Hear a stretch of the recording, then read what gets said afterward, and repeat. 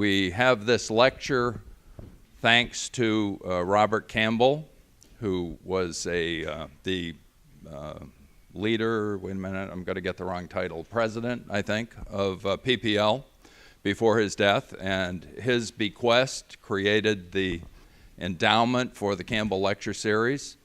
And so we are most happy to be able to present distinguished speakers like Diana Butler Bass, who bring us issues of great significance and help bring us together across those theological divides. So, Larry, do you want to continue with an introduction of our speaker? Well, you know, after last night, I think we should say we're grateful that you're here. And I say that because she has a busy schedule.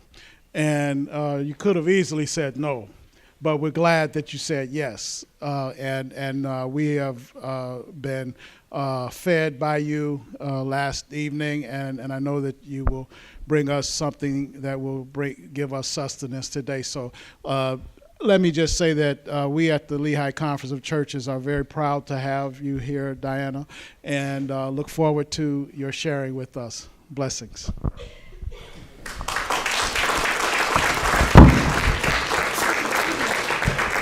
Thank you so much. Just about 3 days ago, after I'd come back from California, I realized I had preached every single weekend of Lent and many times during the week as well, having led retreats and preached at special Lenten events. And so I put up on Twitter, is there such a thing as death by Lent? Because I am not ordained, that means we are now heading towards, those of us who are Christians are heading towards Palm Sunday, which means I now get off and it's up to you guys. So I wish all of you who are celebrating over the next 2 weeks just a glorious and amazing time. And I hope that this feeds you as you go into this really amazing, powerful time of the year. I have with me something I did not pass around last night. I just kind of forgot. This is a sign up for my newsletter. It's called The Cottage. It comes out at most twice a month.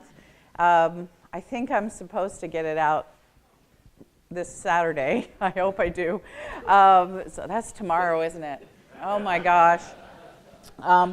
So what I do in The Cottage is I usually write a short piece. Sometimes it tests out ideas that I'm planning on using in upcoming books. I put in resources like poems that attract my attention, things that I think that my friends might like, and of course there's my event calendar and information as well about books or other things that my publisher would like me to put in it. People really like it. There's a guy who considers himself the theologian, the crank theologian on Twitter, and he is tough as nails. He's an upper Midwestern guy, working class kind of pastor, and he says that he loves The Cottage because it's the nicest newsletter he gets. And it reminds him that there's a different side of faith besides him being the crank theologian.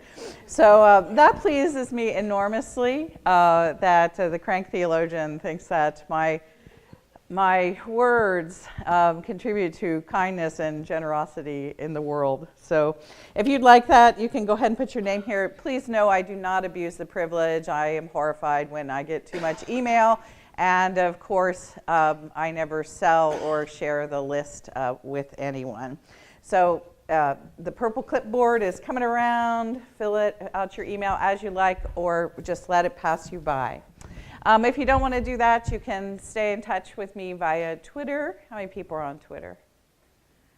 Oh my gosh, it never fails to amaze me how many mainline type pastors are not on Twitter. If you're on Twitter, follow me, please. You will find there, I am working to both have a powerful political voice, but also a powerfully generous voice. And so on Twitter, I'm both political and nice. So it is. It's a paradox. So are you a Lutheran? Lutherans always love that paradox thing. So you can follow me on Twitter, or you can follow my public Facebook page, which is just under my name, Diana Butler Bass. I don't know if there's any other way you can follow me. I have a website, so you can look up stuff there. So I love social media, actually. Not so bad for a 60-year-old woman. So I want to go on today by following up with the question that I left last night. How many people only have come this morning? Okay, so I'll catch you all up. Last night I shared about my latest book, which is called Grateful. And I think that if last night's lecture had a title, it probably would be called Gratitude, It's Not What You Think, or Gratefulness, Much More Than a Greeting Card.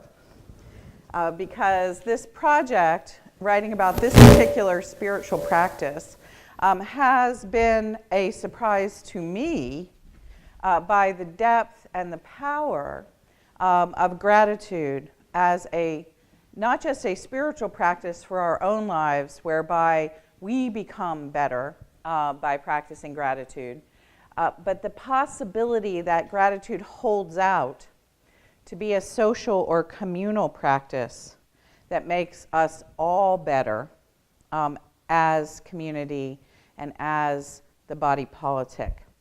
I suppose the best way of capturing the thesis was making the point that was in one of the slides, is that gratitude is good for us as individuals. And if that is indeed the case, is gratitude good for us as community? What would it look like to really have grateful communities? Because of my work in the past, I'm really interested in the idea of gratitude as a congregational practice. What would that look like?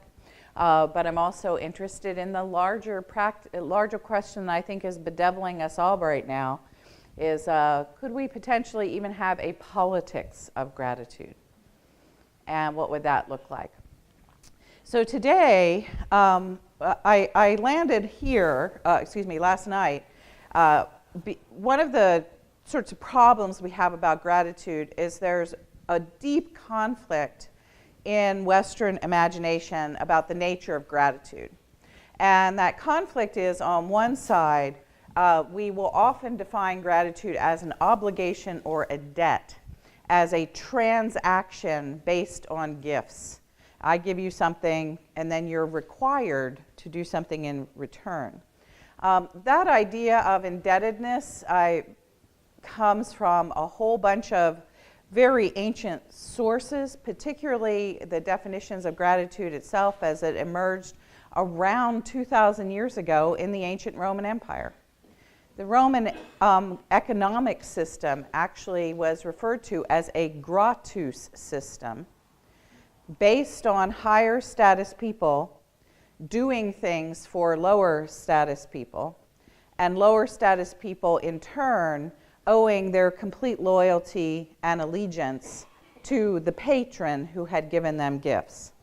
That system, that economic system, was the fundamental glue of the Roman Empire. And it was called the gratus system, whereby grace and favor came down from the rich, and then the poor gave back up their gratitude to those who had taken care of them. That vision of gratitude as an up and down transaction of wealth and really control of the masses, because it was an economic system that was geared to keep the poor in place in the ancient Roman world. Jesus is constantly questioning that system all throughout the New Testament. And so that kind of vision of gratitude as obligation, as debt, as hierarchy, and as control really sort of haunts Western people. It's all over the place. I mentioned last night, have you ever said the phrase, I owe you a debt of gratitude? If you've said that, you are echoing language that is 2,000 years old and repeating a sort of mantra that people used to say in the ancient Roman Empire. Now, Jesus envisioned a whole different idea of gratitude. He proclaimed all the time gratitude as a table. And indeed, he was constantly coming after ideas about if you got a gift, you owed somebody something in return, and that it was not a hierarchical arrangement. My favorite verse comes out of Luke 14, where Jesus says, I tell you, when you give a dinner or a luncheon, do not invite your rich friends, your rich neighbors, and your relatives, that they might repay you. Instead, invite the poor, the crippled, and the lame, so they will not repay you. It's really Jesus coming right at the idea of quid pro quo, that we do something in order to get something in return. Occasionally someone will say to me, hey, but the end of the verse says you will be repaid at the resurrection of the righteous. And I always like pointing out that that is a little Jesus joke. Part of the problem about Christianity is when we don't understand when Jesus is telling a joke. And what he's saying when he says, oh, you know, do this because they cannot repay you, because you can be repaid at the resurrection of the righteous, he's basically saying, oh, you'll get your repayment so far in the future from now that by the time it happens, you will not even remember this particular dinner. And so Jesus is really unhinging the idea of giving something in order to get something in return. And if you start having that lens when you come to Scripture, it's really interesting to see how Jesus is constantly challenging any kind of hierarchical pyramid structure of gifts as transaction, and instead is undermining that whole system of Roman economy by offering the idea of a table. Free food for everybody. In Jesus' universe, there is constant free lunch. And so what we have in Western culture are these two conflicting ideas about gratitude. One is a transaction of status, and the other is a table of community. And so the question I left everybody with last night is, which do you want to be part of? And it's been fascinating this Lent. I've kept this question front and center in all of the sermons that I've preached. This or this? This or this? And so the prodigal son, which we just had, if you follow the lectionary, that's actually a version of this. The elder brother believed that he deserved the father's gratitude because of all the stuff that he had done. Whereas the younger brother simply came home and threw himself on the father's mercy, and the father set a table with a feast. It was a transactional vision of gratitude versus a table vision of gratitude. So I think that this is actually a fundamental theme of the New Testament, and it's one that we don't pay nearly enough attention to. As a matter of fact, when I was writing the book, I was shocked. I found one theological book that was written exclusively about gratitude as a theological theme in the New Testament. It was written Grace and Gratitude, Brian Garish. So it came from the Presbyterian tradition. That was the only book that had gratitude as its main theological theme. I was actually shocked by that, and I'm still shocked by it, and I'm shocked to the level of thinking about how I'm going to continue to pursue this as a theological vision over the next few books that I write. So what I wanted to do is to keep going with this, because I thought that this would really speak across the theological boundaries that we have, because not only is it a theme that is not exclusive to any one theological tradition of Christianity. It's a dominant theme in the New Testament that has been very poorly explored by the church and in preaching and in formal theology. But it's also a dominant theme in the Hebrew Bible. And so you can look backwards and see how this portrays itself. God is always really taking down pyramids of power in the Hebrew Bible, starting with the Tower of Babel and moving all the way through God protesting the idea of giving Israel a king. And every time a pyramid of power that's based on gifts and status like this shows up in the Hebrew scriptures, God says, this is unjust. Sends the prophets to speak against such arrangements. And instead, the dominant theological themes around gratitude in the Hebrew scriptures are those of Shabbat, Jubilee, and really, I think, the whole vision of a land that is overflowing with abundance, a land of milk and honey, to which the people come and they are simply gifted by God. God's great abundance overflows.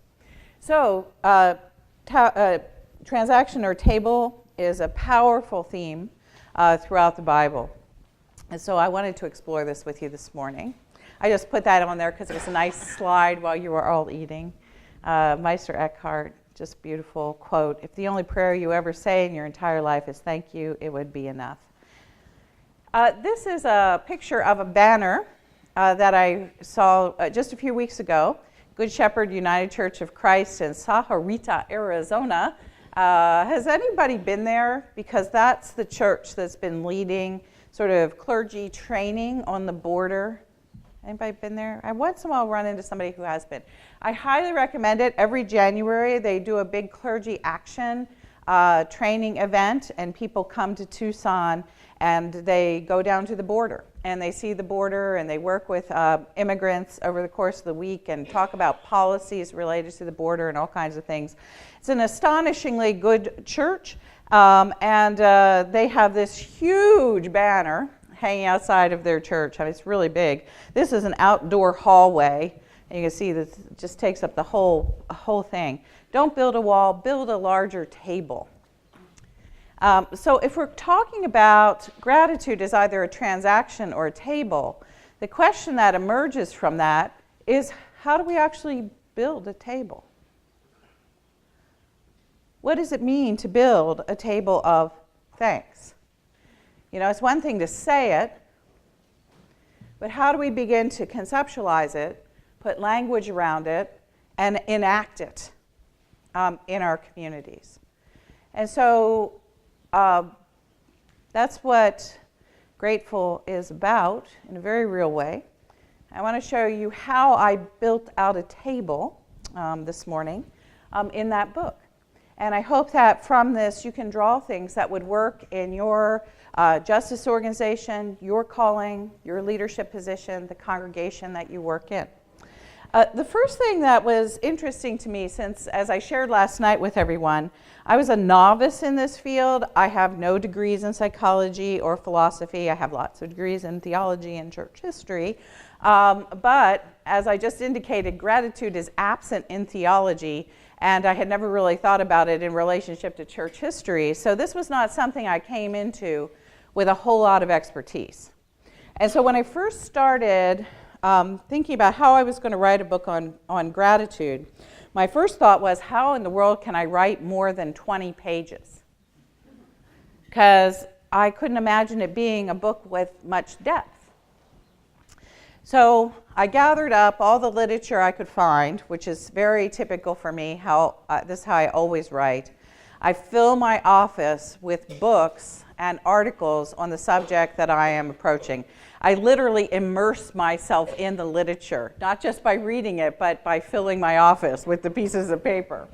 And so here I was at the very beginning of writing Grateful. My office is filling up with books and articles, and I start going through them. And I begin to put them in piles. Okay, so this is gratitude, and it's approaching the subject from X perspective. This is from Y perspective. This is from Z perspective. And the first thing I noticed is that there were sort of two really big piles. One was much bigger than the other, but this was the major divide that emerged in the books. And that is an enormous number of the books that are already written on gratitude are about gratitude as an emotion. Those come largely on the professional level from psychologists, and they also are the books that you might usually find in Barnes & Noble. And so these are the books about someone who has an experience that calls them to deeper gratitude. They keep a gratitude journal for about a year. It changes their whole life. Or these are the books that talk about how gratitude is good for you. What was fascinating about those books is about 80% of those books and articles were written by women. Yeah. Over here, the ethics, gratitude as an ethic, as a way of life, as a moral compass, were mostly books written by philosophers, and some, very few of them, written by historians, mostly economic historians, which was fascinating. Adam Smith actually talked quite a bit about gratitude. And so these books had titles like Gratitude, an Intellectual History. There was one book that actually had the title, The Politics of Gratitude, written by a very conservative religious right Christian guy, which I found to be really interesting, especially how much of the book I agreed with. One was called The Art of Gratitude, Oppression in the History of Western Economic Culture. You can imagine what I'm going to say next. 100%. Actually, about 95% of those books were written by men. And so here I had these two piles. The emotion books, mostly written by women. By the way, they all had pastel covers and flowers on the cover. And the ethics books with very serious kinds of hues on the front and big fonts. There was not a flower to be found. And I looked at the two piles and I thought, this is really depressing. Gratitude appears to be stereotypically genderized into these two things. And here I was, as a woman who is also an intellectual, and I looked at the books and I thought, where do I fit? What conversation do I want to have here? Do I want to write that kind of book? Or, as I'm always prone to do I want to sit over here at this table and engage these ideas? Well, very quickly I realized I wanted to do both. And there was only in my office a handful of books, less than 6, that did both. And I thought that's actually what needs to be done, is we have to get rid of this bifurcation between our emotional life feelings and the ethical and moral practice of gratitude as a socially binding capacity of community. So that's the first way I started building this table, is thinking about these two legs, as it were. My Methodist friends, we're about to have a quadrilateral here. You will be very happy. And also then Episcopalians, you have a quadrilateral too, even though you also have a 3-legged stool, which always confuses me. So we're going to build a little quadrilateral here. And then I went and I saw the next thing that was going on with my books, is that a number of the books were about community, but most of the books were about individual practices of gratitude. And this I thought was really interesting, because the books that were about individual practice, the me of gratitude, every single one of them said that gratitude has communal aspects, and then every single one of them only talked about you keeping your own gratitude journal. So it literally assumed that somehow if you were more grateful, that you would be able to figure out how to make the leap in your own life towards the role of gratitude in community. I was actually depressed by this, how deeply privatized and individualistic these books were. A few of them did manage to do the we of community. Occasionally I found this is the only place it would show up in books about theology, is once in a while there would be a book on hospitality or some larger question like that, and it might have within it a chapter on gratitude in a community. And here I'm thinking about Christine Pohl, who has written over the years on hospitality. And she has some lovely stuff about gratitude within a book that does not have gratitude on the cover. And I just happen to know that because Christine and I went to seminary together. So I also wanted to bring these two things together. If gratitude is really good for us as individuals, and people say it's good for community, can we really pick up that piece about the good for community and make that active in the world that we inhabit now? So here's my quadrilateral. Emotion and ethic, community and personal, or public and personal. These four things, somehow building together a table of gratitude. Now I'm going to show you 8 photographs, and then we'll have a chance to talk about this. First, 2 photographs under me and emotions. So notice when you have a quadrilateral like this, you start going around, and there's 2 things in each of 4 sections. In 4 sections. So me and emotions. What does this look like in our lives? First of all, if you Google gratitude and images, that's the picture that comes up. I love this picture. First of all, it's clearly a picture of receiving. This person is open to the gifts of the universe. You get a sense of wonder and awe in this picture. Oh my gosh, this beautiful, amazing sunrise. And you also have what is true about gratitude is that it's the heart is the part of us that's furthest out in this picture. And so this is an image of vulnerability. One of the things that this picture challenged me towards this past Lent was to think of, because of course for Christians, this is also a posture of the cross. And I really have been thinking about what are the intersections of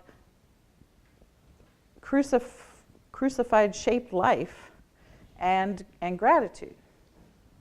It's a very powerful, reflective, theological place to be.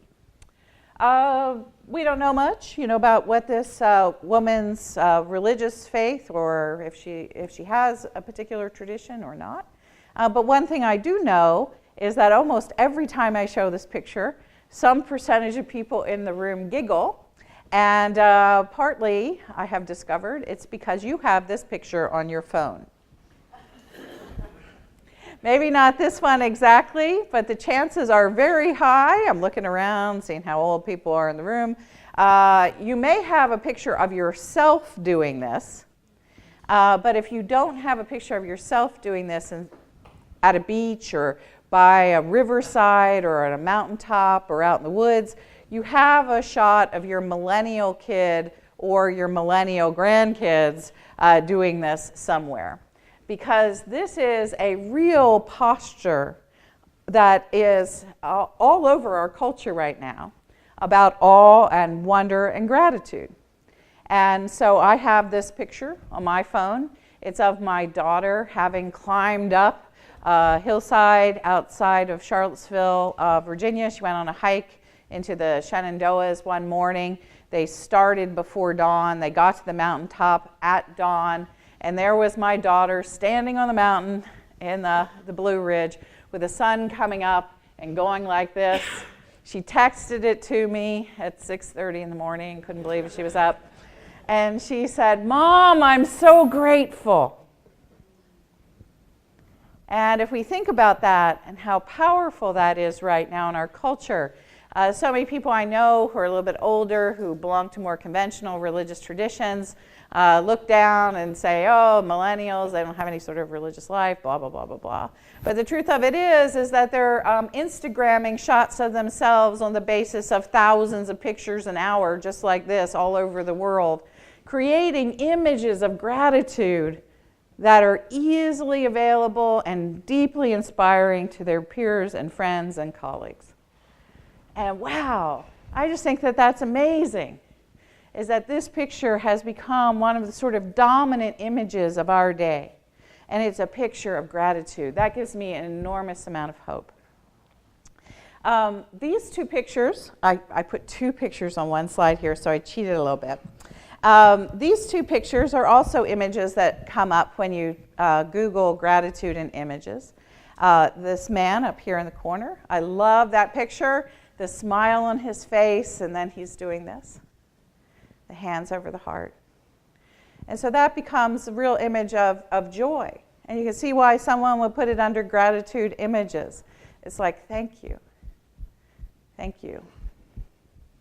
And then down here in this corner, I think this is a really nice image of a woman who, the story actually is, she's a Hindu, and she was born in Chicago. Her parents were the immigrants, and she had become very disconnected from her own religious tradition. She just kind of grew up not understanding her parents' religion.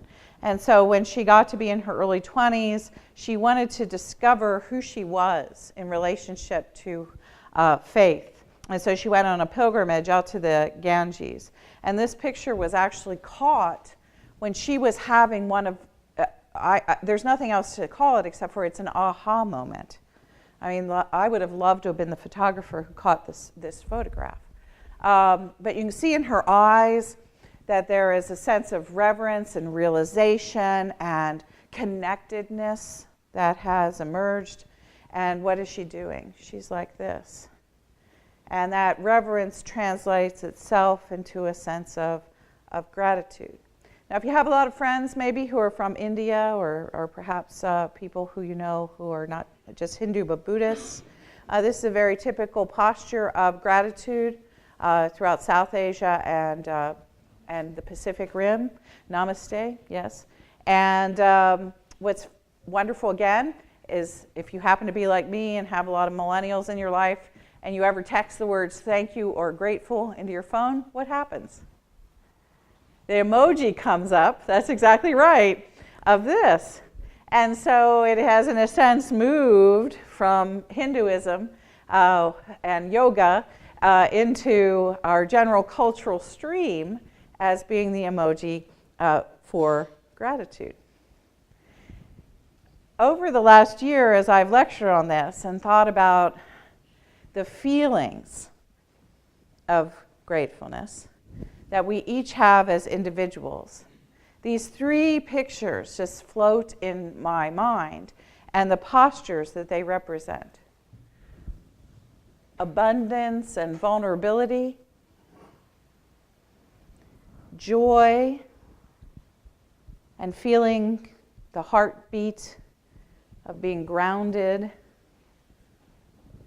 in this world, and appreciation and reverence. About 8 months ago, I just did that at an event, and I realized that I had a bodily prayer. And that has become one of the things that I do in the morning, is I open myself up to the gifts of the universe. I feel the heartbeat of God and my own heartbeat and ask for where joy will show itself this day. And then I just make a little bow to recognize the greatness of life and the cosmos and God and all of those things. That is very powerful.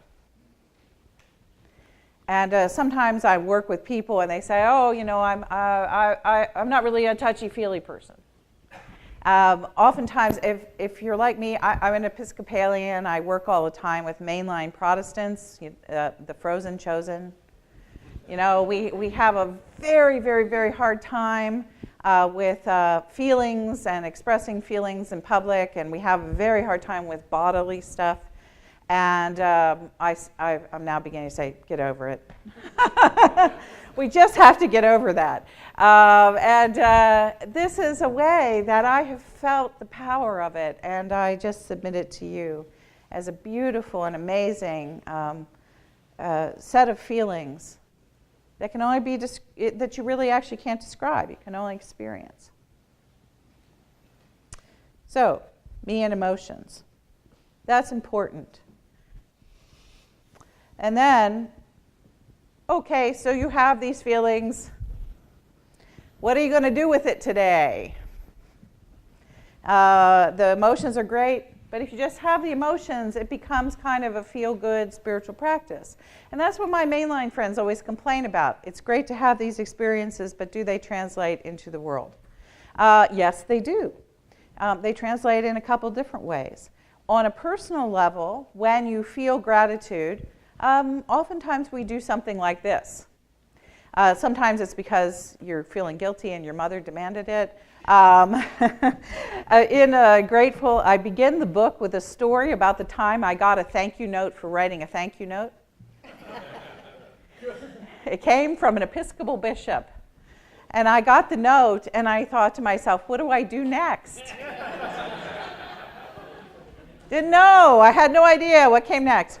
But what this is acknowledgement. And so when you feel grateful, acknowledging the giver is a kind and polite and meaningful way to create social bonds between people. And it also, it just feels complete when it comes to gifts. And so you're actually moving from the personal into a larger circle of gratitude and saying thank you. And so that is a good thing to do, acknowledgement. There's another element of me and ethics, this personal level of moving from feeling into action, and that is what I call appreciation. And this is a vision of some forms of appreciation we have in this culture. And that is giving a small token in recognition of a great gift. Now here, you're writing a thank you note for a gift. Grandma gives you a present, you send a thank you note. Somebody does something nice to you, for you, you send them a note. This is not that. Whoever said that an apple was an adequate thank you note to a teacher?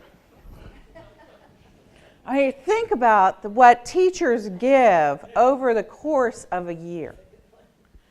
You know, they give their heart, they've given time, they've given their own finances, they've really emptied themselves out in almost every case for those 20 or 30 or even 40 kids who are in their care. And there is no possible way that you can repay them in any way, any way for everything that they've given. So there's no possible transaction that works here. And you can't acknowledge everything because most of us don't even know all the gifts that they give. So many of the gifts are invisible. And so I use teachers as an example. Sitting in a room full of social workers and clergy, God bless you. Because you all do the exact same thing all the time.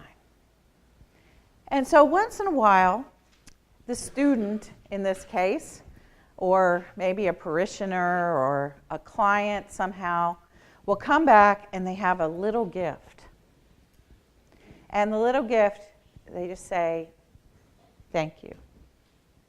And if you've ever received something like that, you know how much that means. I have actually in my office all kinds of amazing little things that people have given me along the way. Little crosses, rosary beads, a couple cases, small sorts of artificial flowers. I mean, and they're just up there on my bookshelves.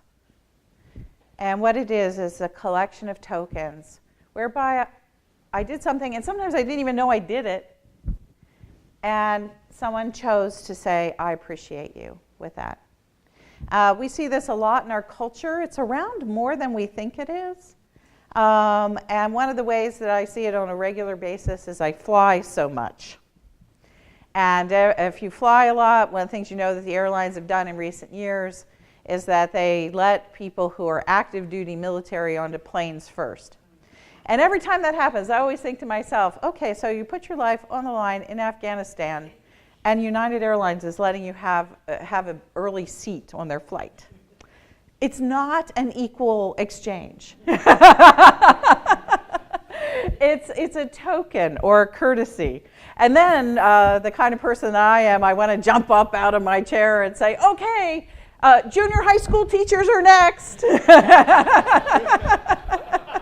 Clergy, come next. And I sometimes imagine myself at that gate at United Airlines, imagining all of the people who are sitting at that gate who give selfless gifts on a regular basis, and just wishing to the bottom of my boots that United Airlines would recognize all of those people too. And that's the kind of world I want to live in. And so these two things, acknowledgement and appreciation, are powerful practices that we can take on our individual lives and turn gratitude from this to this, an action, something we do in the world. And it's both. It's a feeling and a set of actions.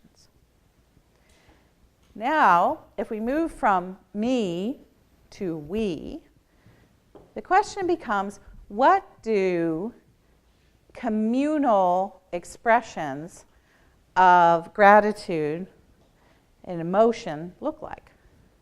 Well, one of the things they look like is the Chicago Cubs winning the World Series. Now, we rarely think about sports events in this way, but they really are, is that, and this one was very powerfully such. When the Chicago Cubs, and I'm sorry, I live in Washington, D.C., I wish this was a picture of the Nationals, but, hopefully we all get our different turns. You guys, and Bryce Harper, I'm pissed at you all, by the way. So here we have the Chicago Cubs, and what's just so splendid and amazing and joyful about this picture is it had been 100 years, and these people run out into the streets after their team wins, and what it's not these people saying, oh my gosh, we beat the Indians, those horrible louses. Those are, Cleveland is the worst city ever. We had to destroy them. No, it was not that at all. It was, oh my gosh, we won. I've seen the very thing that my grandparents never saw. Oh my goodness gracious, the impossible has happened. What a fantastic team. All that talent. Who knew they could ever pull it off? What luck has there been? And so what this really becomes is a communal expression of thanks. And one of the great, amazing, powerful sorts of things about communal expressions of thanks like this is they always bring people in. Sometimes people ask me, how can you tell the difference between, say, like this and there's a lot of discussion about these kinds of emotions, especially around Nazi Germany and mid-20th century fascism, because those were communal expressions of thanks as well. But what the difference is between the Nazi gathering or the fascist gathering and this kind of gathering is that the fascist gathering is thankful for only this. You can only be there if you're a certain kind of person and have a certain kind of idea or political set of beliefs. And then you're thankful with everybody else, but the people who are standing around the arena looking in are saying, oh my gosh, I can't go in there. I would not be welcome.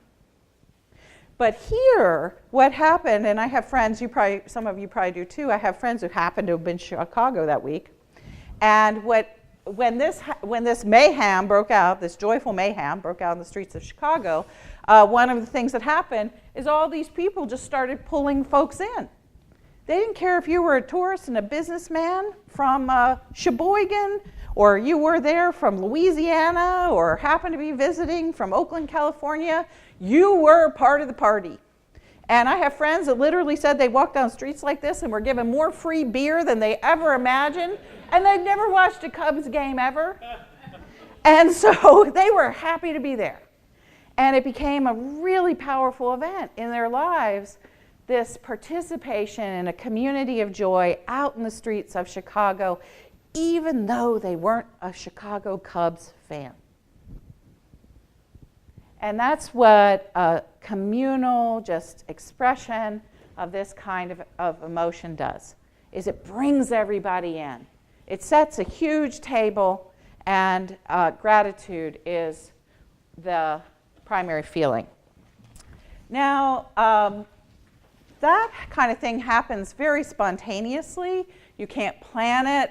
You might not have it if you lose that 7th game. You don't know what the outcome is going to be. But we also do have more ritualized events in American culture that allow us to do stuff like this. Yeah. So every year we have graduations. And whenever you get to this point, the throwing of the caps, it's the most expected thing ever. And even when it's the most expected thing ever, you cry. Especially if it's your kid. The person you have supported for a long time, maybe know all their struggles. Doesn't matter how planned it is, the emotions still come. And they are emotions of gratitude. So a ritualized event, even an expected sort of thing, but the emotion still happens. When my daughter graduated from high school, I actually wrote about that in Grateful, and how that event transformed itself from, oh my goodness, are we going to survive, diplomas being handed out to 600 people, to really, from my point of view in this amazing auditorium, seeing a vision of America that was absolutely astonishing, of people literally from every tribe, nation, and ethnicity gathered to celebrate this moment, from people who were born in the United States and people who were born in other places, and this multitude of languages. And I'm sitting there in the upper decks, and I'm looking down, and I'm thinking, oh my gosh, not only is it graduation, it's the book of Revelation. And it was just glorious and so joyful and full of gratitude. Now, what does that have to do with anything? It's great to feel this in community. And these are very binding experiences in community. If you've ever had one of these experiences, you remember it forever. It changes you. And psychologists and also sociologists say that these kinds of experiences are absolutely key to a healthy and well-functioning nation. That people who play together can work together.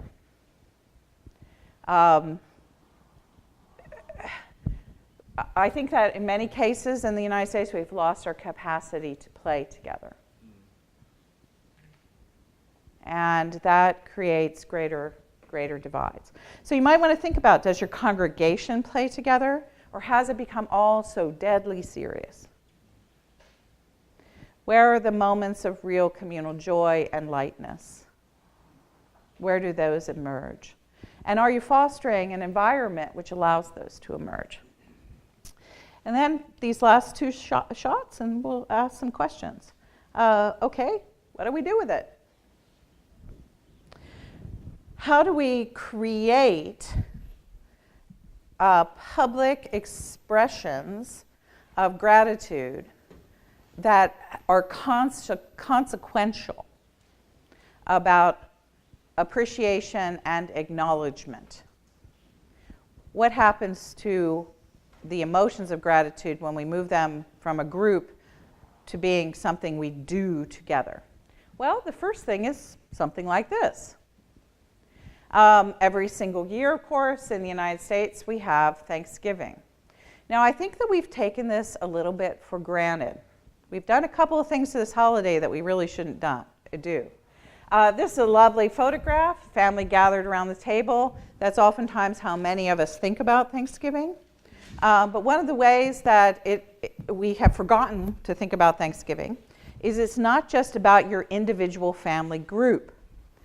This is one of the few days a year when many, many people, the vast majority of the population in the United States, is doing the exact same thing. Is that sometime during that day, I have no idea, 85% of us, something like this, of American people will meet in groups like this around tables with families, friends, neighbors, perhaps a social service agency, Catholic charities, or something to this effect, and they will have a meal of Thanksgiving together. And it's a publicly proclaimed holiday that we have decided as citizens of this country that once a year we will have a day set aside to celebrate the bounty of the land and the blessings that we have. There are only 10 countries in the entire world who do this. That says something about who we are. And we have forgotten how to talk about that. We kind of do it in small groups, but we don't think about what's happening in the larger picture. So we sort of handle this day a little bit in isolation to everybody else's small family grouping. And of course, it has become a run-up for Christmas. So it's become very consumerist. And actually, the consumerization of this holiday has cut into what I think is really interesting and sad is the life of the working class. Where this used to be a holiday where working class people could look forward to once a year to have that whole day off. Now, major corporations say, hey, we'll pay you time and half if you come in to work at noon so that we're ready to open the store at 3 for the big sales. And so what used to be basically a Sabbath day given by the state, which is kind of crazy and amazing all at the same time, has become a day, if you're purchasing the item, where everybody lines up to get the cheap stuff first. So it becomes a race for cheap things. Or it becomes a time in which people who are at the lower ends of the pay scale give up a day of rest in order to make more money just to make ends meet. Both of those are very bad. And to begin to address that, and I think it's really fascinating that actually public pressure in recent years has stopped some corporations from opening their stores on Thanksgiving. And I cheer that, and I say more to it, you know. We have to figure out a way of working in real Sabbath time for the whole of our society, the gift of family, the gifts of abundance for everyone. And that's going to take some interesting thinking in community. The other way this works out, of course, is that people who feel blessed give blessings away.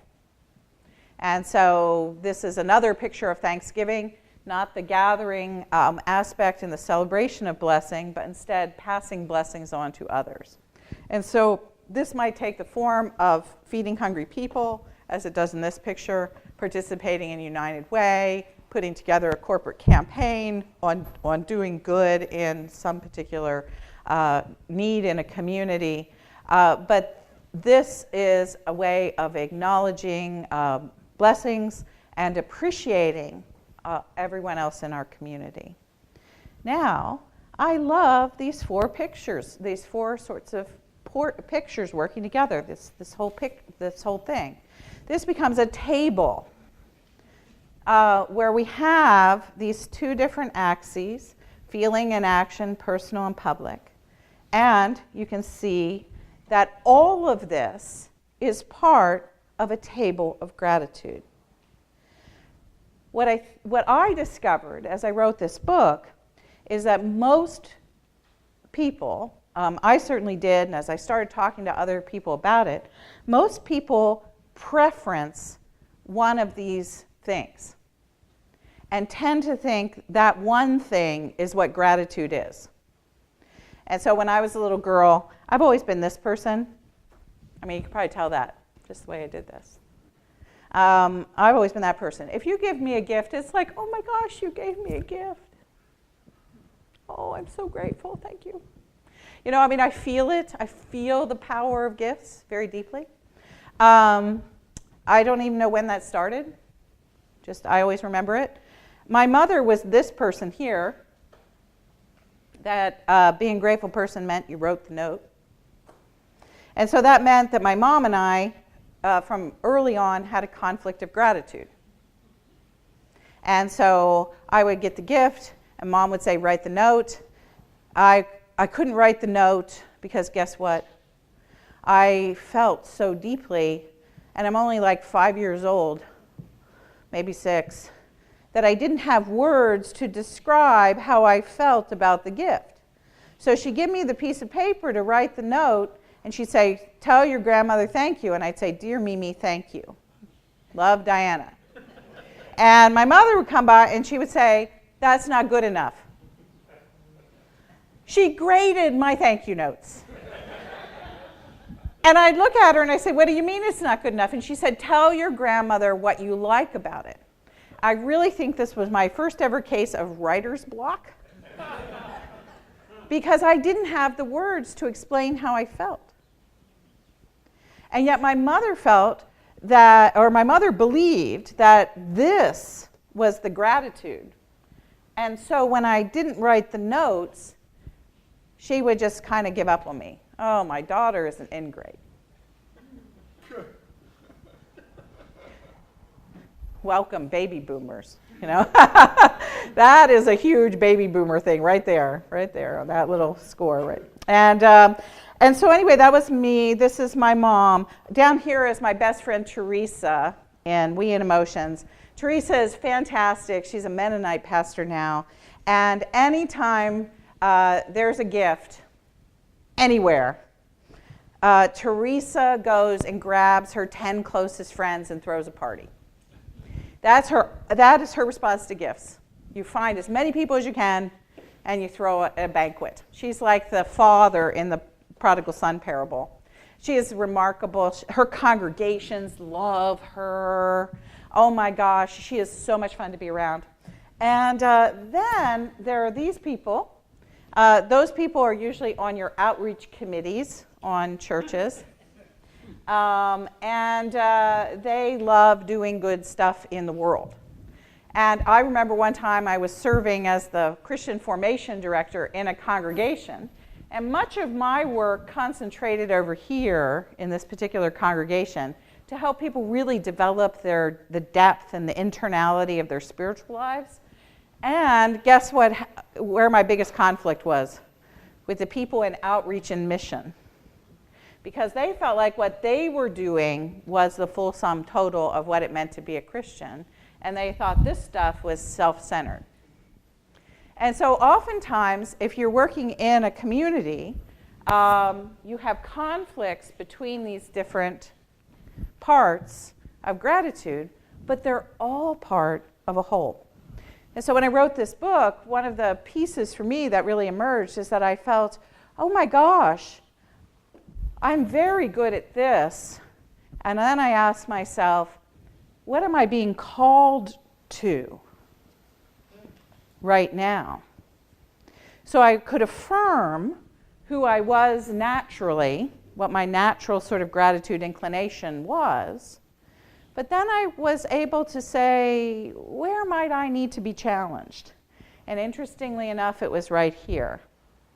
And so very powerful parts of the book that I wrote become about the public expression of gratitude, about what does it mean to have a politics of gratitude, about how to develop congregations of gratitude. And so I have spent an enormous amount of time this past 2 years thinking about this, which is not my natural place to be. Instead, I moved there on purpose to have a more balanced life. So for each one of you here, you have a preference, I'm sure. Maybe you have 2 preferences, so you're more well-balanced than I was. Very few people have all 4 naturally. Very few people know that all 4 exist. And yet when you see the picture, you go, of course, that makes so much sense. So where are you, and what are you called to develop? And then the second question becomes, in your community, whether it's a congregation, a business, a larger neighborhood association, perhaps city politics. Which ones of these things are obvious and strong, and which ones need development? How can you develop a whole balanced community of gratitude? And I saw your question. Yes, we'll take a few questions about this. I can't see or read 4 quadrants, so could you explain what's in that? Oh, that's just what I showed you. Me and emotions, me and ethics, we and emotions, we and ethics. That's what I couldn't read. Okay, it's just a reprise. It's a different way of depicting the slides that I just showed you. Yes, this picture is actually in the book. Yeah. So no, thank you for asking. I'm sorry about that. Sometimes I take it for granted that people back there are like Superman. Yes, ma'am, up here. It's not a question. It's just a wonderful place. I'm always sorting out what happens at a festival. And I've read Barbara Ehrenreich's book on festival. Have you seen that? That compels me because I'm from New Orleans. And I've been here 50 years, but I'm from there. And that never can quite get nailed down for me. Yes. And the core of it is so life-giving. Yes. And there's so much wrong with the edges of it. And I can write a book practically on all of my deliberations about what is happening, the essentials of play. And it's what originally Mardi Gras is the last day before Lent begins. Right. And it calls for a celebration of all good, and then to say goodbye to that, to enter another spiritual phase. Right. So it's very deep and meaningful.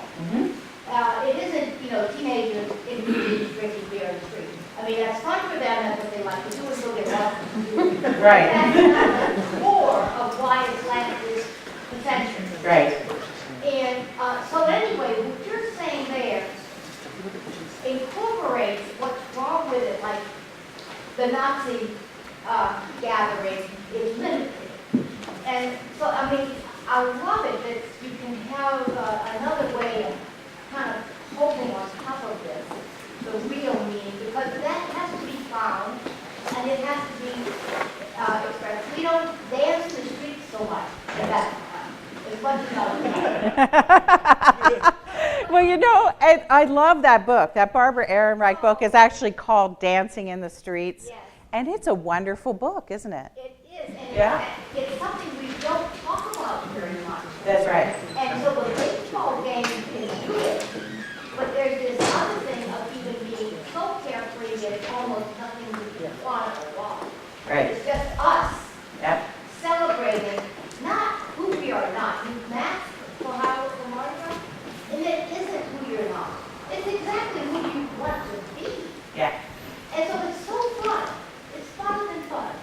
And yet, so few people have faced this, done this, and when it's done in New Orleans, it's full of corruption.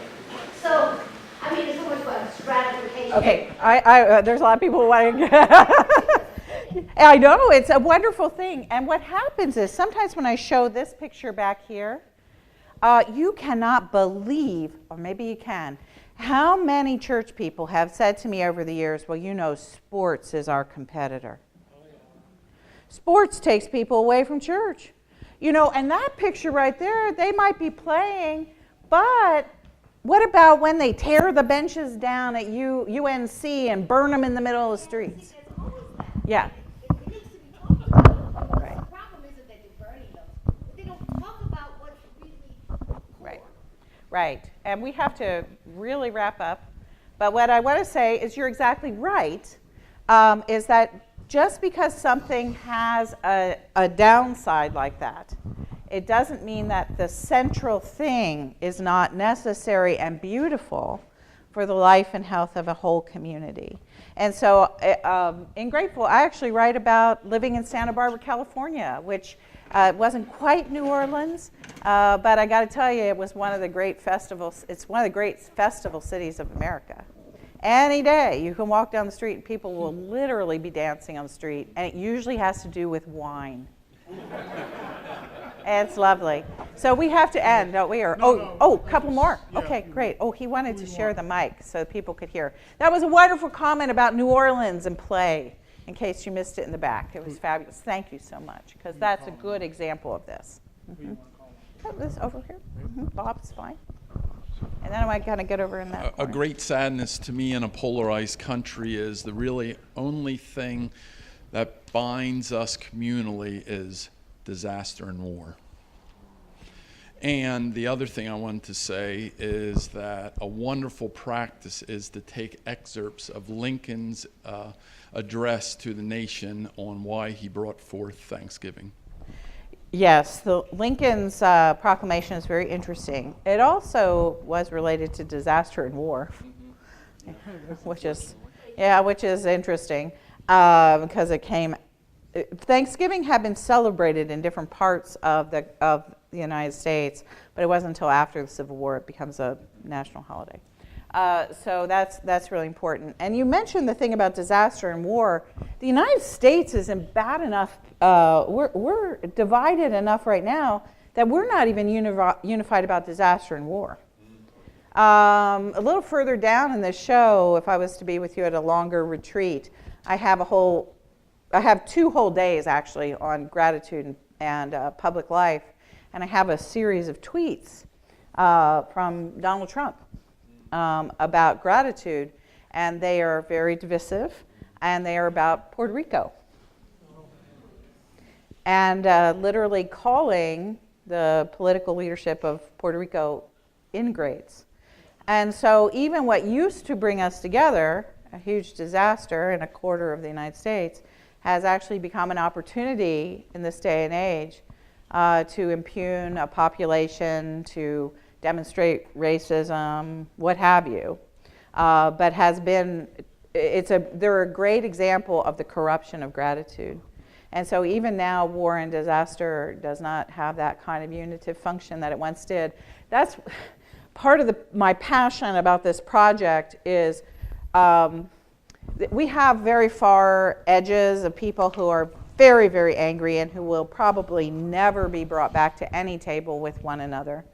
But we also have something else that's kind of very fungible, kind of here.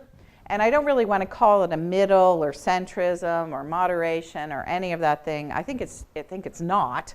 I think what it is people of goodwill who are very eager to be able to face one another again and sit and have meal at table with their relatives. So that's not really moderation, but what that is a genuine desire to restitch the fabric of community so that real differences can be allowed, but real conversation can occur. And that's part of my passion about gratitude, is that at least it has the capacity to point a certain percentage of us back towards one another. And to recognize that we share all the good gifts of the land, that we share the good gifts of being here with one another, that we share in abundance. I mean, oh my gosh, we really do live in an abundant place. I was just teaching at a college on the Eastern Shore of Maryland, and one of the students in the room was a young woman from Brazil. And she said she came to the United States, and she said, you have no idea how much people in Brazil look up to the United States. And I said, well, why don't you share that a little bit with us? And she said, it's your justice system. And we think about our justice system as being so incredibly deeply flawed, which it is. And she actually said in the thing, she said, now that I live here, I see the problems. But she said, in Brazil. And then she started to explain what accounts for justice in Brazil. And she said, whatever the challenges and how you all are working to make your justice system better and more fair, she said, we aren't even a tenth towards that. And it was really shocking because I all of a sudden saw this system in this comparative and interesting way. And I thought, well, there is at least the blessing of us seeing that there's something wrong with our justice system. And the blessing of all the amazing people who are dedicating their lives to making it more just and more fair and less bound to things like racism.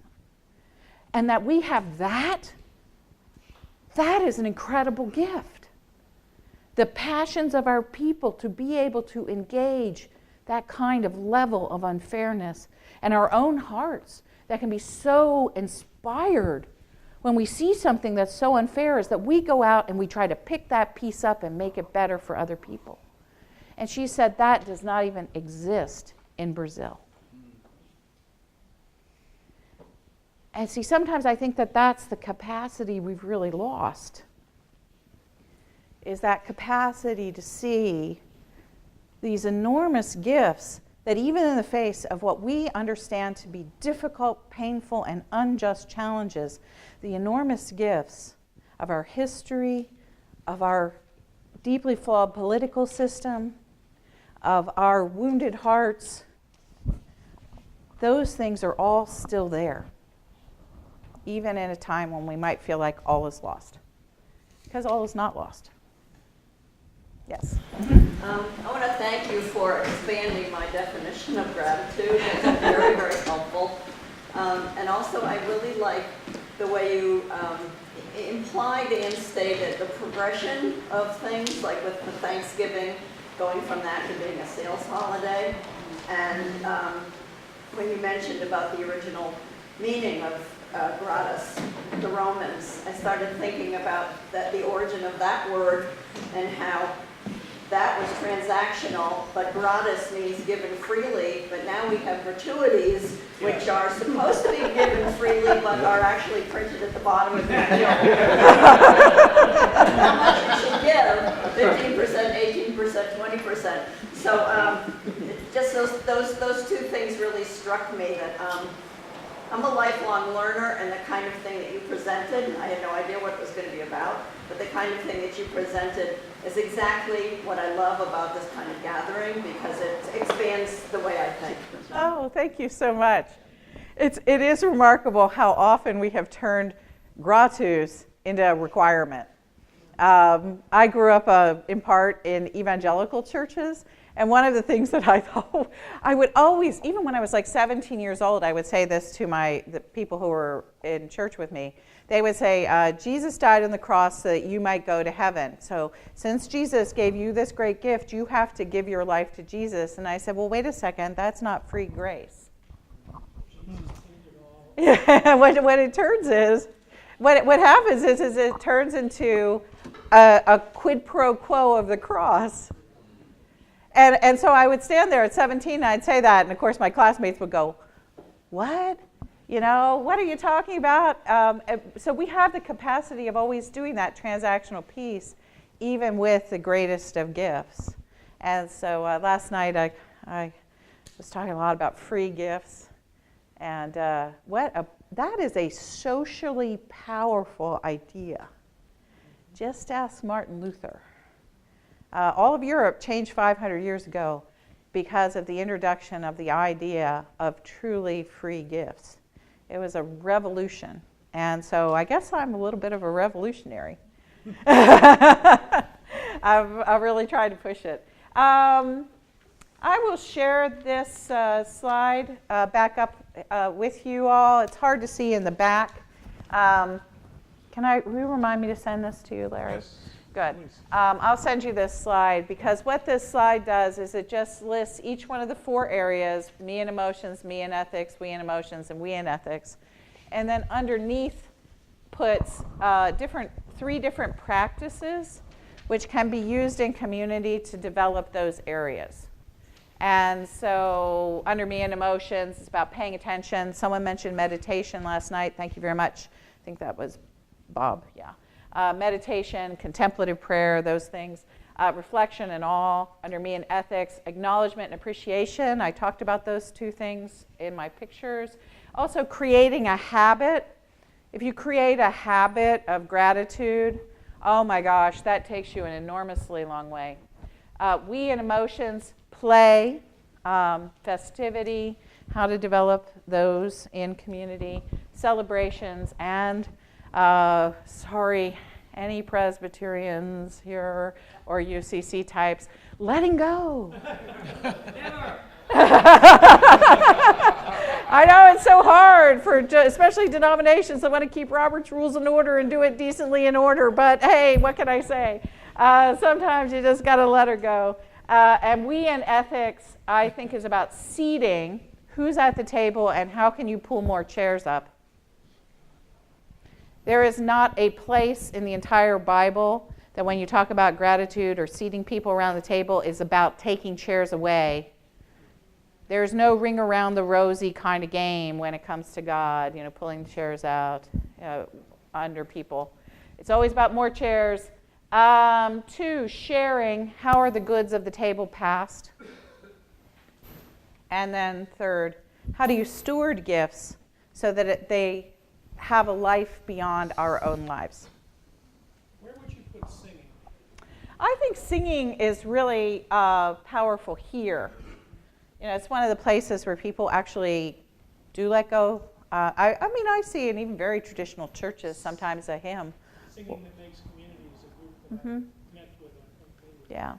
You all started with a hymn that's very powerful to me. I actually have an experience of that song being played at a friend's funeral who died of AIDS in 1989. And as soon as I hear "Great is Thy Faithfulness," it takes me back emotionally, and I literally could not sing it with you. And I was actually feeling a very deep sense of the power of that song and remembering my friend and that event from 1989. That's what a hymn did. And so that's a really amazing and beautiful thing. Yeah, a few more questions. You offer those 2-day workshops in the D.C., Virginia area. Oh, do I offer 2-day workshops in D.C. and Virginia area? Usually I only do them when people call me and ask me to do them. And so I just did a 2-day in Sacramento. So it's usually hosted by a church or some other organization. I should probably start doing it on my own and just have people come. But generally, a church will invite me, and then I do a longer piece. So, if anybody wants to go on a retreat after Easter, though, I'm doing one in Florida. Some of you might be up for that. It's called the Journey Conference, and it's going to be in an Episcopal campground called Dayspring, which is a lovely and kind of old Florida, very rustic camp, but still has decent beds. And it's south of Tampa by about 40 minutes. So occasionally I do a retreat type thing like that at another event. But you can look at that stuff on. That's, I think, April 25 through 27. You can look on my website. Mm-hmm. Okay, yes, ma'am. So much of the backdrop of your book is the fact that you wrote it in the first 100 days of the Trump administration, and how it was not what you expected those 100 days to be as a Hillary supporter. I'm wondering where you are seeing, especially when you're already playing with the politics of gratitude, where you are seeing some hope and some gratefulness coming in. We are seeing the political left actually re-embrace religion at some extent. I'm especially thinking like Pete Buttigieg has vocally said a lot of things, like most recently, if Mike Pence has a problem with him, it's actually with his creator. Yes. So, Yeah.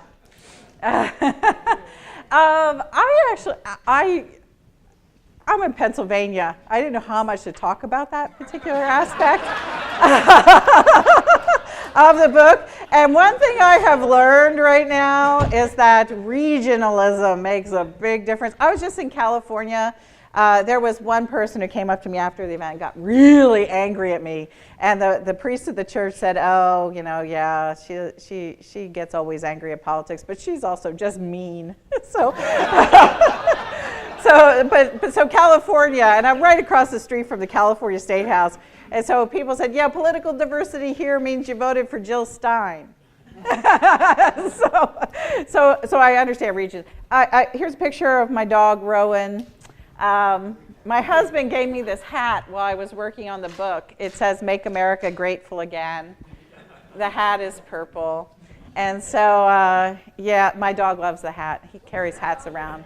That's a Glen of a Mall Terrier. He's kind of a rare terrier. Is he named after the Archbishop of Canterbury? He is. His name is Rowan. He's named after the Archbishop of Canterbury.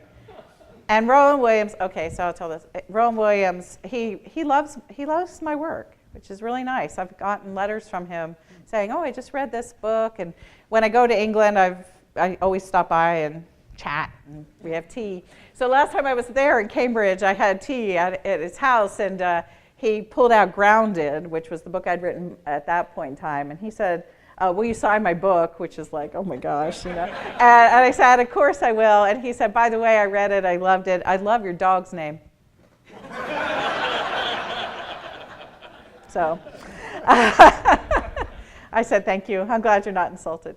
To your question, wow. Yeah. I did. I wrote this book during the first 100 days that Donald Trump was president when I did not feel grateful. And basically, those days, well, first of all, I tried to get out of it. I called my publisher and said, can I write about something else? And they wouldn't let me out. And so I had to write this book. And those 100 days of the beginning of 2017 were pretty much structured in the same way. And that is, I'd get up in the morning, I would read the Washington Post, I'd see what was going on Twitter, or maybe turn on television, CNN, or watch Morning Joe. And like everybody else, if you can remember back that far, the first 100 days, it was like every day was some shock. And then, it still is, and then I had to walk down into my office and write on gratitude. And so what that meant was those mornings, and then I'd spend 5 to 8 hours a day reading about gratitude. It was like the weirdest gratitude boot camp ever. And what happened was somewhere along the way, I could actually feel some shift inside of myself. Whereas I could read the Washington Post and go, oh, that's really disturbing. I need to do something about that. And wow, that actually really connects to this idea that I'm thinking about in this book. Send maybe money to a political campaign. Human Rights Campaign and the ACLU never got so much money out of out of me as they did in those months. And so I felt this shift. And I felt like all of a sudden I was putting things in perspective that I'd never seen before. And when I finished writing the book, it was April 29th. The first draft was finished on April 29th, 2017. And I came up, sat down at the dining table, my husband and I were chatting, we turned on the news. It was the 100th day that Donald Trump was president. And I said to Richard, oh, by the way, I turned in my manuscript today. the first draft. And Richard looked at me and he said, I think writing that book saved you. And what it really did in a very powerful way was that it helped me to see that the political tide that is ascendant is a tide of transactionalism and hierarchy and using gratitude as a political tool to frighten and oppress. And that so much of our political language right now is actually caught up around the language of gratitude. If we think about things like takers and not makers, that's a very sort of corrupted way of talking about gratitude. Is that as makers deserve things, or makers create the stuff of the universe, which is actually theologically completely wrong, for one thing, is that we are co-creators with an abundant God, yes, but not a single one of us ever makes anything in isolation from either God or from one another. Is that all of creation is deeply relational. And so when you start talking about people as individual makers, that's just not even true theologically. It's complete turning on its head everything we know from Scripture.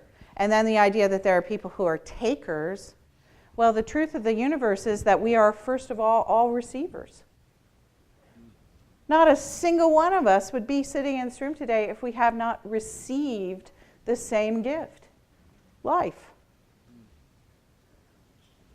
And so that little saying right there, that just goes theologically into the garbage can.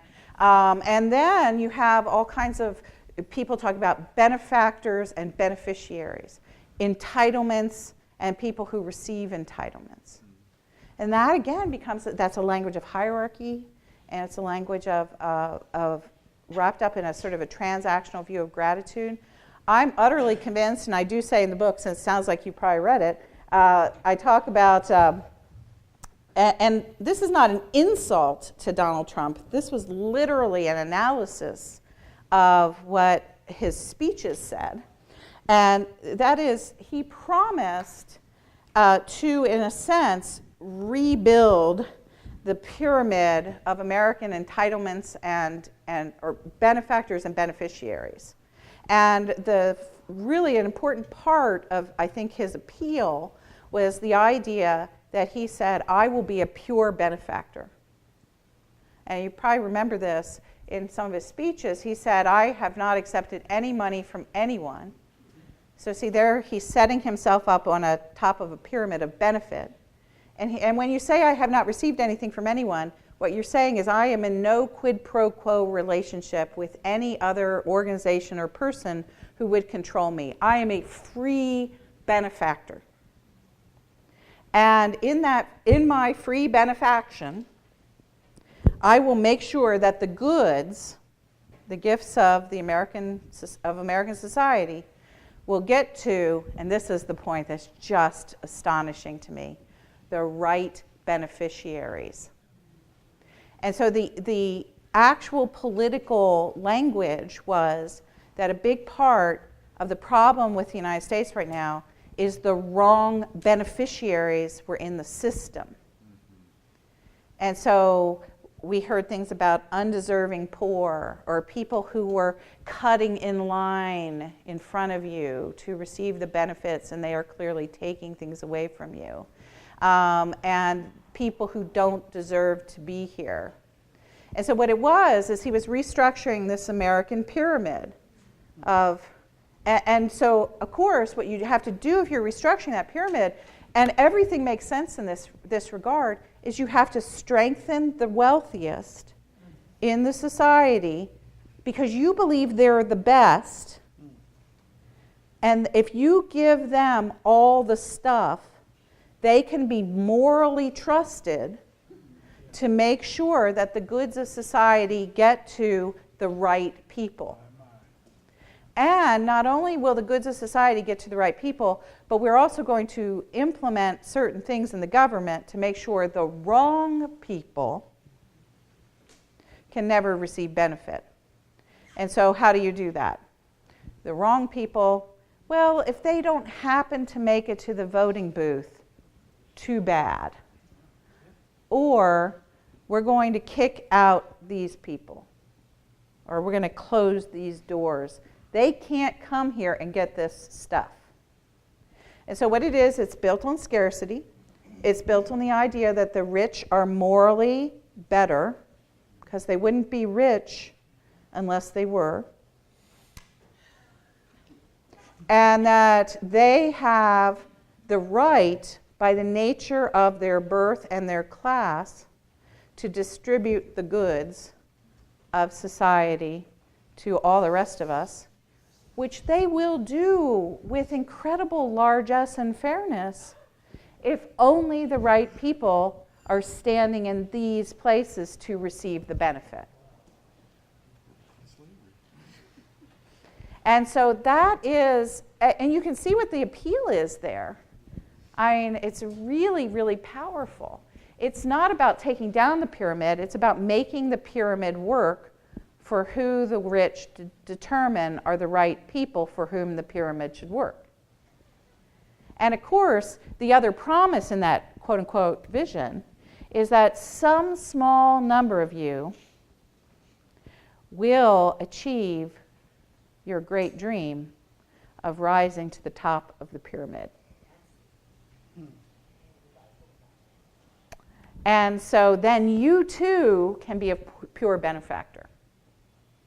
Now, what's fascinating is that with that whole vision, there's all kinds of stuff about the American dream. There's all kinds of stuff about race. There's all kinds of stuff about the Roman Empire. I mean, literally, that all comes into play with that.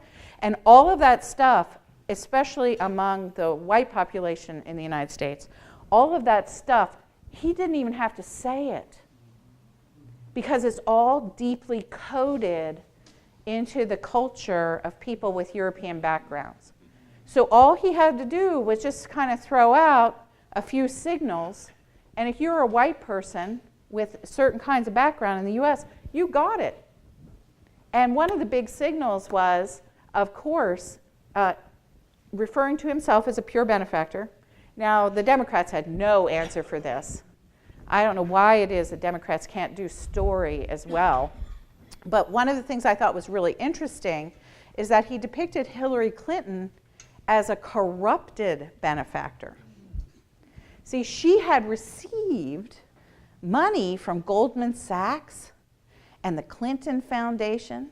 And so what he did is he was signaling, she can't be your president because she's already in a quid pro quo relationship with other very powerful entities.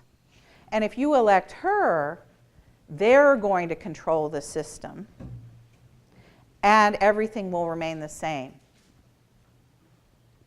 And so it was the pure benefactor who was the male versus the corrupted pretend benefactor who was a woman. And of course, women are always recipients first.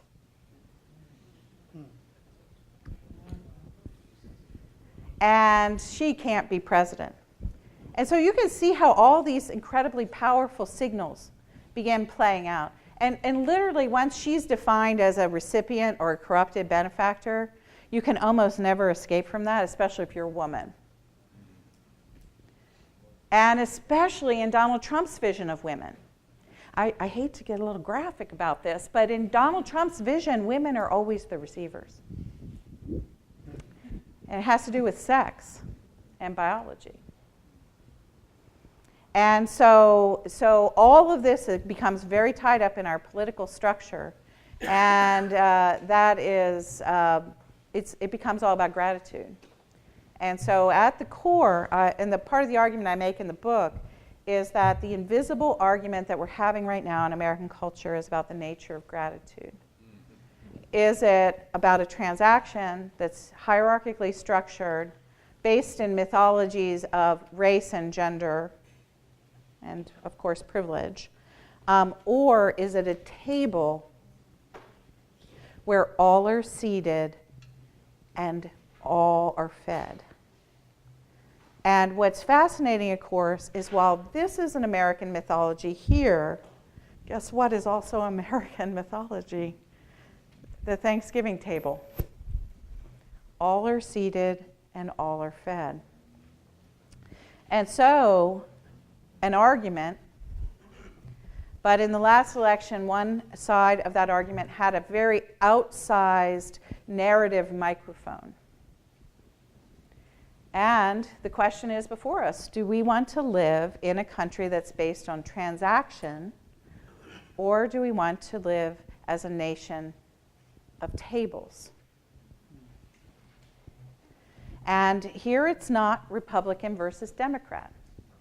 So one of the things that I actually do talk about in the book is how Democrats also use a language of entitlement and benefits and benefactors and all this kind of stuff. And oftentimes we have, excuse me for the we, but I am a Democrat. But oftentimes what Democrats have done is they've sort of mechanized the process of benefactors and beneficiaries and sort of taken the heart out of it, and really have still imagined it as maybe a flattened pyramid, but it's still a pyramid kind of structure. It just has less distance in it. Whereas Donald Trump kinds of Republicans have a very overt pyramid with a very significant distance. So, so you could have Democrats and Republicans on the side of transaction. We see that. And then you can also have Democrats and Republicans on the side of table. And so you asked me what surprised me, and that's been the big surprise. Pete Buttigieg, he's a lovely and amazing, and I just adore what he's saying right now. I think he's so fun, and I'm really glad for him. But he does not surprise me because I know lots of gay people like that. And because I've been sitting with them at table now for 25 years, listening to the stories that they bring and bear, and to have a gay person say that they are brought closer to God by being in a beautiful marriage is just something I happen to know. And so that doesn't surprise me. What really surprises me is to look up from my meal and see Rick Wilson and David Frum sitting at the table across from me. And all of a sudden, there are these Republicans who are saying, well, wait a second, we did not know. This morning, it was last night on The Last Word with Lawrence O'Donnell, David Frum and Rick Wilson were both interviewed, and they both said that they never would have imagined 30 years ago a Republican Party that looks like the one that exists today. And then David Frum has said publicly that he's literally sorry for whatever he did that contributed for this happening. And David Frum was the guy who wrote all Bush's speeches about the Iraq War. I hated David Frum. And now he's sitting at the table with me, and that really surprises me. And you know what the worst part of it is that I surprised David Frum. And I actually know that because we've become friends. And once in a while we send each other email, and he says, you know, I never knew you existed, but now I read your books, and I love your Twitter thread, and I'm so glad your voice is in the world. It's like I'm thinking to myself, this is David Frum.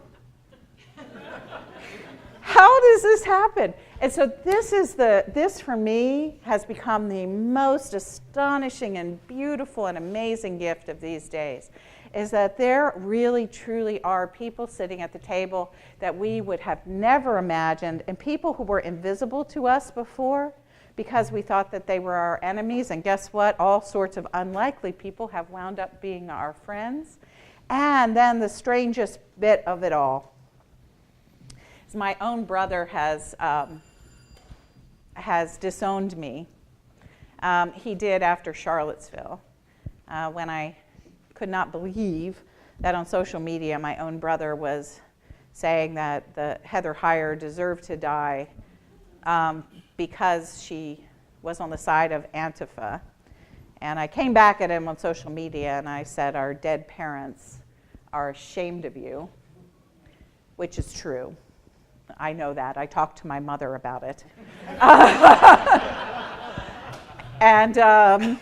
And so, you know, I did come at him very hard, but I thought that, you know, he really deserved it. But I was the elder sister, and he's the younger brother, and so there's all that sibling rivalry stuff.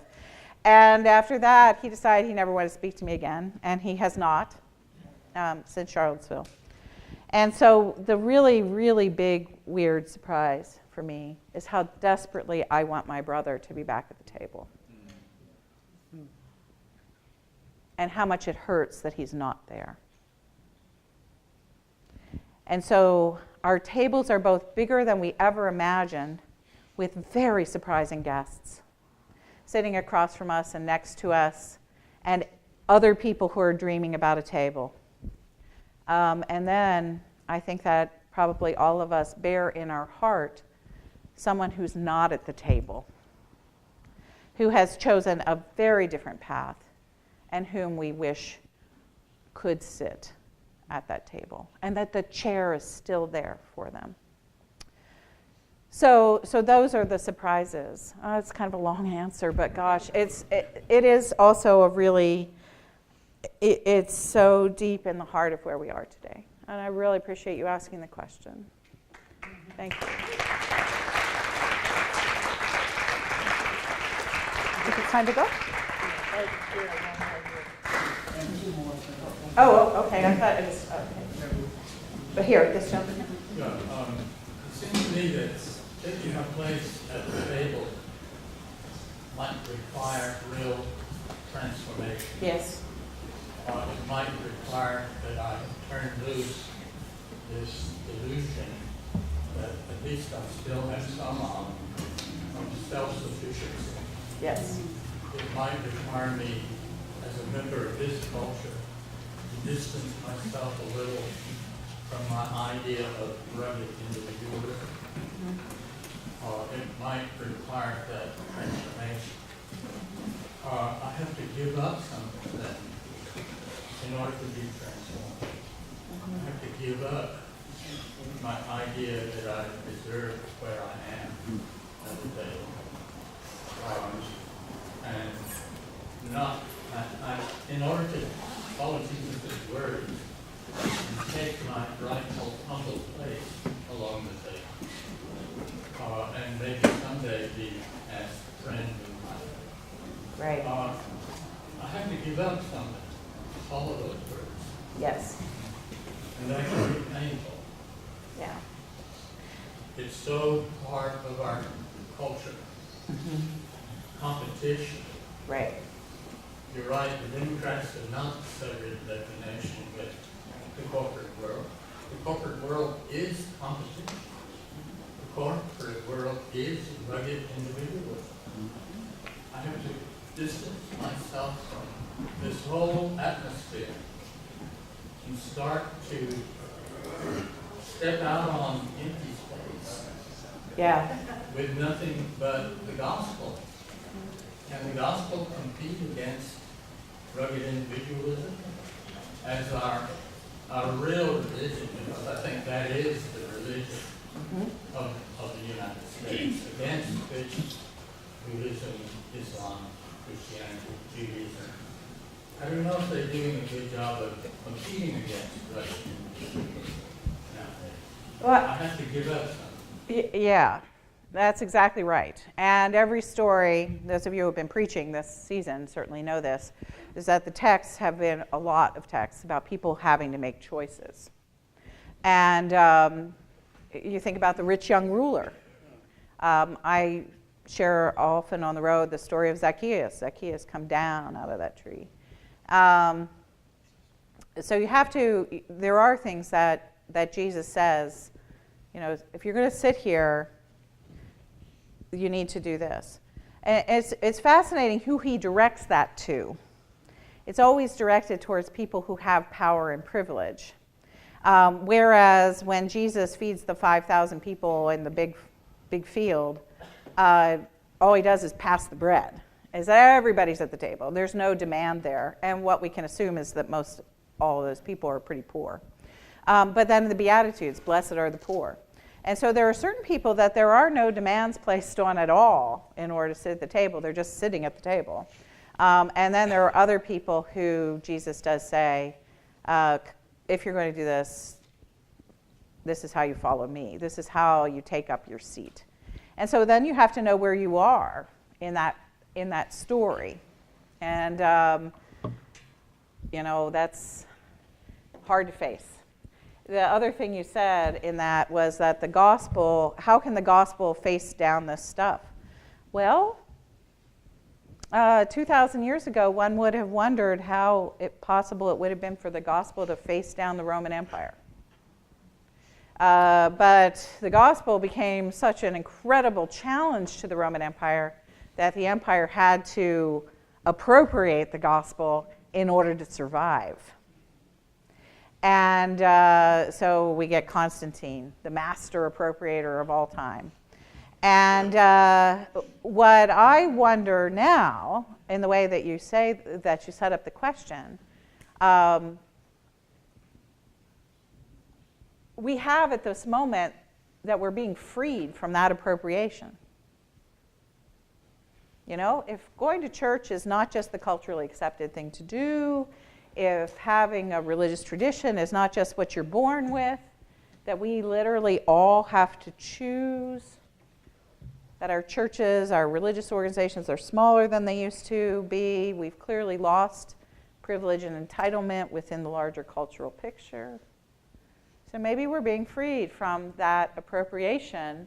And in that freedom, we regain a sense of our strength, our identity, and our power, and can speak into the cultural moment differently. So those are some of the hopes that I have with this. And we clearly see that the transactional pyramid type of politics is appropriating some forms of Christianity in a very powerful way right now. Whereas there are other voices that are emerging who are talking about the table. And it's not so much about a table cannot literally appropriate anybody. Everyone just comes to a table, and everyone brings their own stories. And so I think that that's one of the struggles that's going on in our culture right now. And I'm very grateful for it because it makes things very clear. And you say it's hard to give some things up. Yeah, and it calls us all to be much more self-aware and to think about how our lives are complicit with these structures, to sever what we can, and I have lots of friends who are doing that. Lots of people I know who are going into retirement who are literally looking at their retirement portfolios and saying, where are the responsible places to invest? Where I'm working for a kind of global common good and not just lining my own pocket. And people literally making choices that way. Not to toot my own horn, my husband takes care of these things in our family. But literally, when Trump became president, he said, I bet that the stock market is going to take off. And I said, yeah, probably so. And my husband said, I don't want to make money on it. And so my husband called our investment guy and said, I want you to rebalance our portfolio in X, Y, Z ways because I don't want to make money off of Donald Trump. And the portfolio guy in Boston was like, are you sure you want to do this? You know, come on, over here. Are you sure you want to do this? And my husband said, yes. And so that was a choice that we decided to make as a family. So we still have investments. We're not stupid. We know we need it. We want to be able to have a decent retirement, just the same way everybody else does. But we have tried self-consciously not to make money off of the backs of people who are suffering at this moment. And boy, you know, there are certain things that are kind of going crazy in portfolios because of policies that are now put in place about the environment, about criminal justice and other things. So these are the choices that you have to make if you're a person of privilege. And so it's okay, make them. Yeah, and be of good cheer. Don't worry about it. Jesus is with you. Yes. I think it's interesting that you chose to draw a round table instead of one with a head of the table. Yes, purposeful. Could you speak to that? Just purposeful. I one time got fired because I took rows of chairs out of a classroom and put in round tables. And the dean told me, you can't teach with round tables. You will lose the order of the classroom. And I said, watch me. And so, is that round tables are about sharing. They're round. There's no, right, no head. No head. Okay. Yes.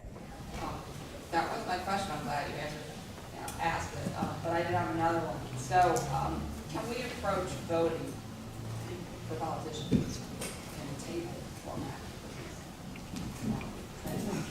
Oh, can we approach voting for politicians at a table rather than transactional format? I hope so. There's a lot of pressure towards transactional choices around voting, and I kind of get this all the time as people ask me, who are you supporting for primary, Democratic primary? And I think I've given money to like 6 or 7, maybe 8 of them now. Well, I'm supporting goodness, I say, and so, but the idea we have is in our form of democracy is you pick one and you stick with it, and that's your team, and that becomes a very transactional kind of thing.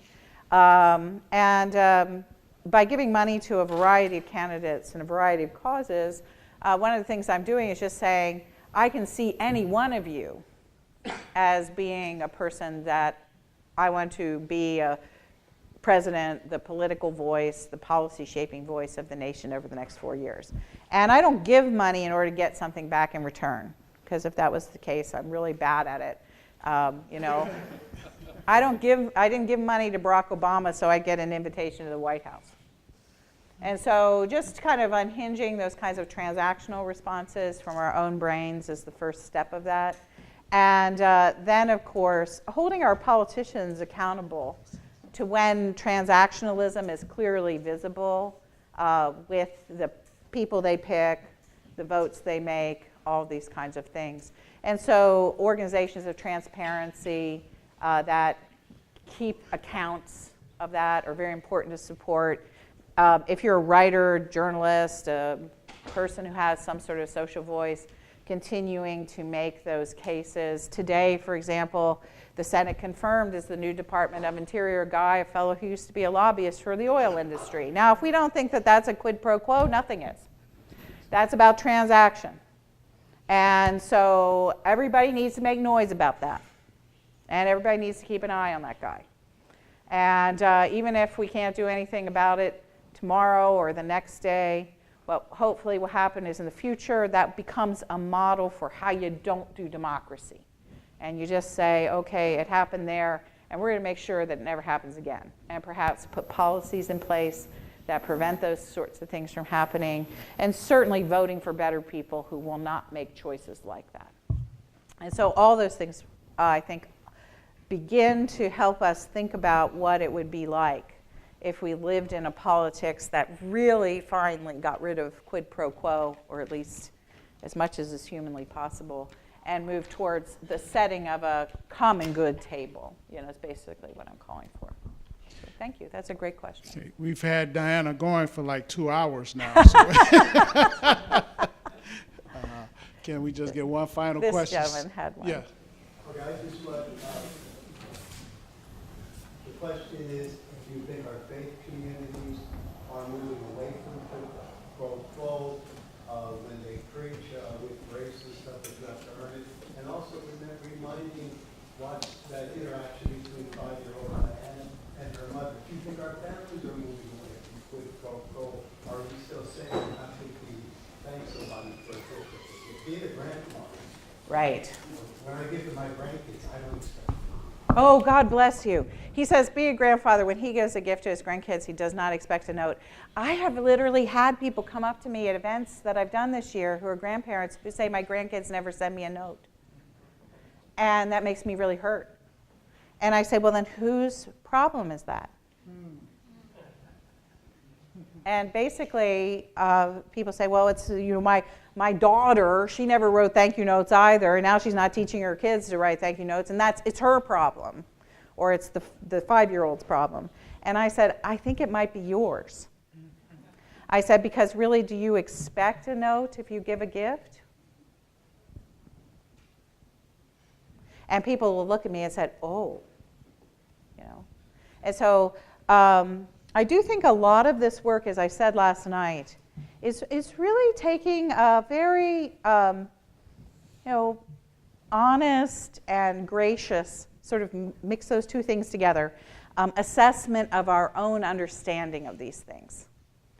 And look at our attitudes about gratefulness and gifts and what we think we deserve. I gave a couple examples of myself last night with the book blurbs. One of the things I've learned in the last couple years is never, never, never look at Amazon rankings. Because that's about pyramids and quid pro quos and entitlement. My book deserves to sell more. I've been writing longer than that person who's just written her first book. And so that becomes me, not the problem of the book buyers or that other author. And so then that becomes the spiritual assessment. When it comes to our communities, those of you who are pastors, please look at your congregations through these eyes and see where quid pro quo exists in your congregations. It's not only sort of issues of, I'm going to give this money and I expect you to have the same liturgy for the next 40 years until I'm dead, kind of quid pro quo.